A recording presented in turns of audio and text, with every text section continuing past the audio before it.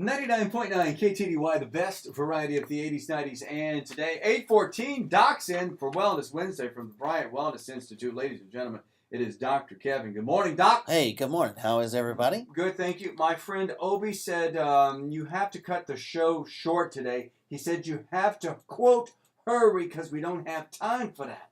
And so I was like, why, Obi? And he says, well, I want to bring y'all booty balls, but I can't go while the doctor's there. So we got booty balls once you leave. No, I won't look. All right, so you sound like you got a little cold, a little congestion. Believe it or not, whenever you come to have a show about how to fight colds, you end up with something like that. It never fails. Yeah, it's just crazy how that works. So you had prepared to talk today about cold and flu and foods that can help you stay well. Yeah. And then you came in and you got a cold. Yeah.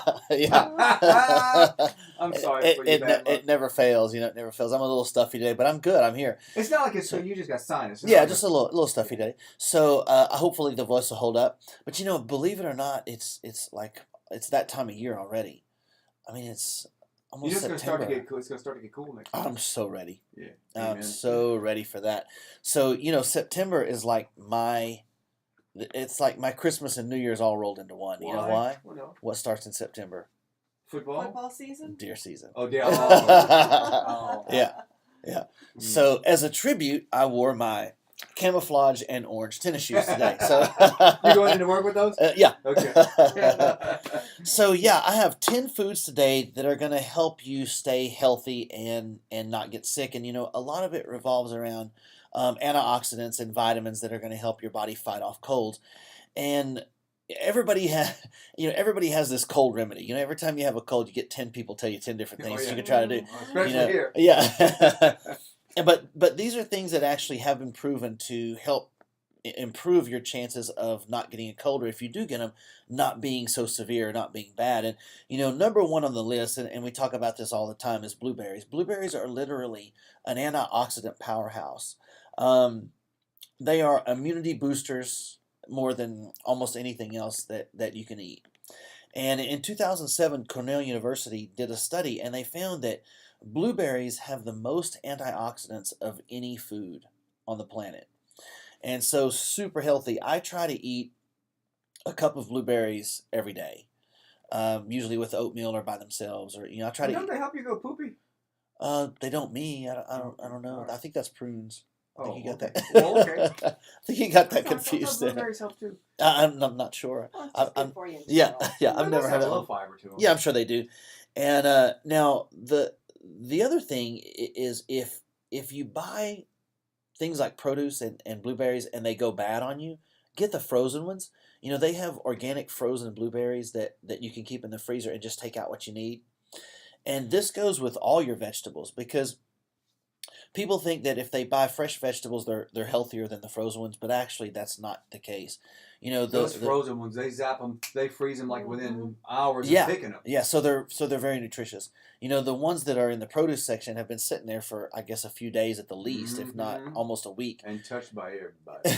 Yeah, that's something too. And so what happens, they sort of lose their nutrient content over time. Whereas the ones that are frozen, they're flash frozen right after they pick them. So, the frozen or organic blueberries are a great addition about this time of year. And then the second one is always on the list is leafy green vegetables. The darker the greens, the higher the nutrient content. And so lots of dark leafy greens like arugula and kale are the way to go. And so you can kind of look at it, and if you take the lighter ones like, say, iceberg lettuce, doesn't have near the nutrient content of the darker greens like the kale and the arugula. Now, didn't you tell us once that spinach was actually more nutritious than kale? Yeah, and so is romaine lettuce. Okay. Kale is one of those kind of buzzwords that everybody thinks, oh, I eat kale, so I'm like the healthiest person. Kale had a good PR person. Yeah, they did. About? They did. Like Jägermeister. Yeah. Drink this cough syrup, right? Yeah, exactly. It's good. Robitussin in a bottle. And so, I eat a lot of romaine lettuce because I like that a lot more than kale. And romaine lettuce actually has more nutrients than kale does. So, kale is not like the big answer that everybody thinks it is. It's kind of a trendy thing. And then the third one that I wanted to talk about is hot tea. Everybody knows that hot tea helps break up chest congestion and help with a sore throat. But the benefits may actually run deeper than that. The Japanese did a study in 2011, and they found that tea drinkers actually had a 75% less chance of getting the flu. Wow. Now, that's statistically better than the flu shot in most cases. So you have to understand, like this. Did you say just tea, just regular tea? Yeah, tea, like hot tea. Yeah, black tea. Does it have to be green tea or can it be black tea? It doesn't. It can be black or the Just other don't types. load it up with sugar and cream. Yeah. Yeah. Yeah, absolutely. And if you do have a sore throat, you can always put a little honey and a little whiskey in there. That's always good. A little bit of lemon with it. Even But when you don't have a yeah, exactly. But they make some really good hot teas now for your Keurig too that you can put in there and make 1 cup at a time. You don't necessarily have to go through the hot water and all that anymore. Man, what did we do before our Keurigs, right? Yeah. I mean, those things are great. Why couldn't we have invented those? I love my I told you Keurig. the other day mine stopped working. I mean, Yeah. I've only used the thing maybe like 8 times since I bought it, Oh yeah. and it stopped working. I couldn't figure out. I was like, nothing would come out. Yeah. At first, it started giving me like a smaller cup of coffee, and I thought it was trying to tell me something, right? Uh-huh. And then like today, it gave me like a half a cup. I was like, well, okay, whatever. And then the next day, it just it gave me nothing, Yeah. and nothing. And that little filter in there, Uh-huh. it looked brand new. Like I said, I'd only maybe used it 8 times, and since I plugged it in, that filter was the problem. Oh. It wasn't. I guess it got clogged or something, Yeah. and wouldn't let the. We have a lot of calcium in Judy's in the water, and so but I don't use that water for that. I use the bottled water for the Keurig. But anyway, so I had to go get a new little filter, and that unit, and I had beat the hell out of it. I hit it, I beat it, I slammed it down on the counter, and poor thing, it was because the filter wasn't allowing the water to get into the unit to make me a cup of coffee. Change the filter, just like new. Sometimes mine gets clogged, and I have to take a paper clip and stick up in the little sharp thing that sticks down that goes Doc, in. I don't think that's a good idea. No, but Did it you unplugs Do you it. unplug it?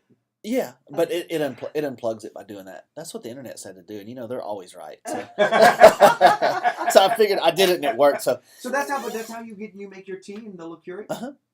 Yeah. Now You ever make tea in your? Oh, you don't have it. You got something else. I don't have one. You have something else though. Well, Dave makes toddy coffee, the cold brew. Oh, okay. But you don't do much tea either, do you? If I drink tea, it's just like a Lipton tea bag. Yeah. Okay. Yeah. I'm going to get something, because every time you say something, I go out and spend money. Yeah. Yeah. Costing you a fortune, right? So number 4 on the list is citrus fruits. And, this is not quite as important as we once thought it did because we always thought vitamin C fought colds. We've heard that since we were babies. Yeah. Oh, yeah. But most of the research now is actually pointing to the fact that vitamin D is more important than vitamin C is at fighting colds. And so you should get your dose of vitamin D daily in order to fight off colds. So this time of year, I like to take about 5,000 international units of D and then eat lots of foods that have vitamin C in them, even though we're finding that the vitamin D is actually very, very important for fighting off like chest colds and flus and all that. They did a study in Massachusetts that proved that that D was actually more important than C is at preventing winter colds. And so your boy Thomas Bond, Dr. Thomas Bond, I take 2 capsules a day of D. Okay. And he said the same thing. He said, it's like it's kind of like C had a good PR rep. Yeah. Yes.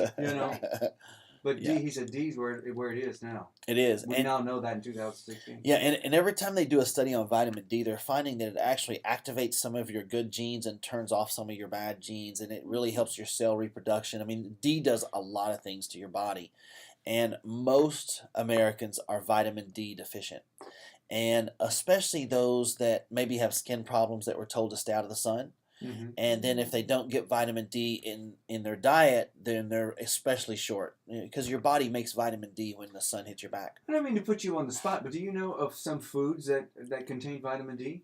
Yeah, I mean just a lot of leafy greens, milk, those type of things. Okay. Dairy has a lot of vitamin D in it, and of course have they do some. Yeah, mostly C, but yeah, they have some. a lot of it's milk, which not everybody drinks that. So, the best way to do that is just supplement. Supplement with a really low, high quality 5,000 IU a day. Yeah. And then the other thing too is, if you're young and your skin's healthy and you don't have any skin problems, it doesn't hurt to get 5 or 10 minutes of sun on your back every couple of days. That's this stay out of the sun thing so you won't get skin cancer is good, but 5 or 10 minutes doesn't hurt you every other day or so. The problem is in wintertime, there's not as much sun. People aren't out as much, so they don't get that. So supplementing in the wintertime is very, very important. And we're all holed up in these offices with fluorescent lights. Yeah, exactly. Yeah. With the electromagnetic fields around you, like we talked about last week. Yeah. Yeah. Can you imagine Debbie Ray and I?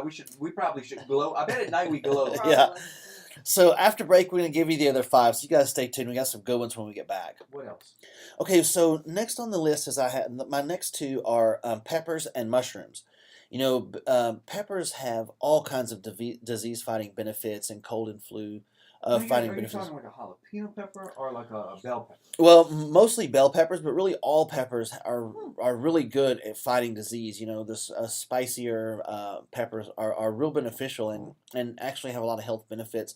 And fighting colds and flus is one of them. So especially bell peppers and those type of things. Red bell peppers, green bell peppers. I was going to say, is there a difference between like a red bell pepper and a green? I use the red ones. Okay. Yeah, just they're a little bit higher. And mushrooms are full of powerful antioxidants and even may have some immunity boosters, and there's some research that shows it may even be some cancer benefits with mushrooms. So I'm not a big mushroom person, but I've been trying to include them in my diet a little bit more because they're just so full of antioxidants and disease fighting chemicals that it's something those ones you get from Mayberry? Ooh, those are good. I've never had those. Mushroom. Oh, I've never had those. Does that count? Probably not. No. Yeah. Yeah. And so everybody's gonna like this one though. Number 8 on the list is dark chocolate. And people don't realize this, but dark chocolate contains more antioxidants than most berries and most fruits and vegetables.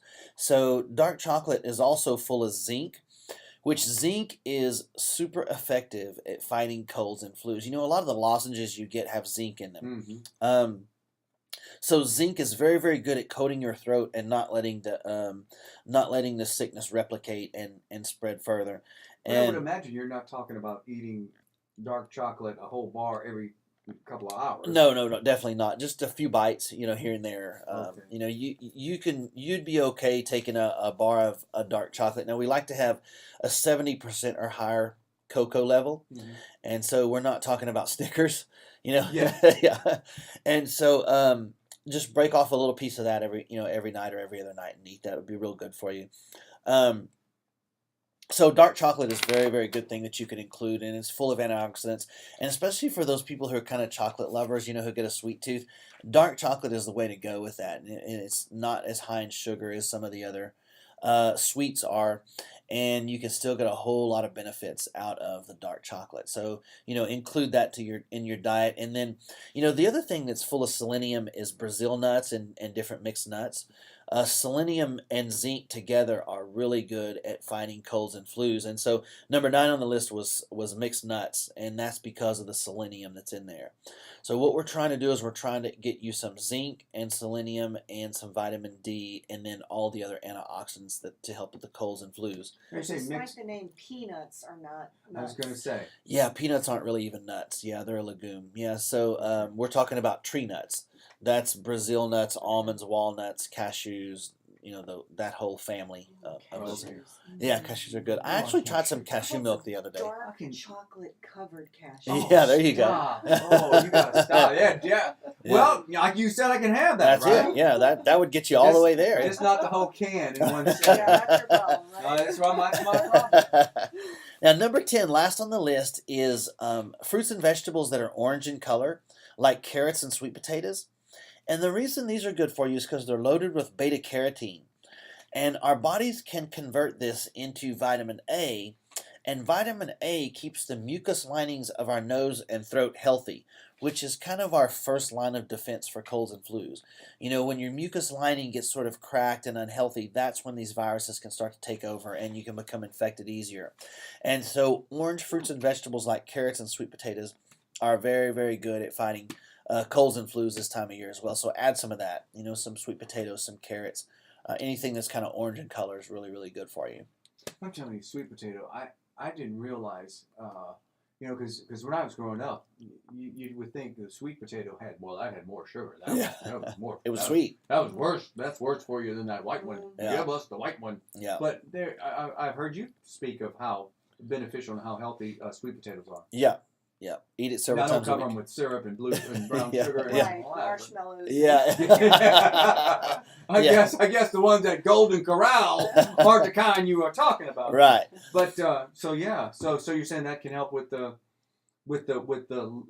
line, vitamin A, is that what you said? Yeah. Vitamin A is real good for the linings of your mucus. Okay. Now I'm thinking about that carrot souffle. That's probably not what you're talking about. Yeah, probably not. Yeah. Aw.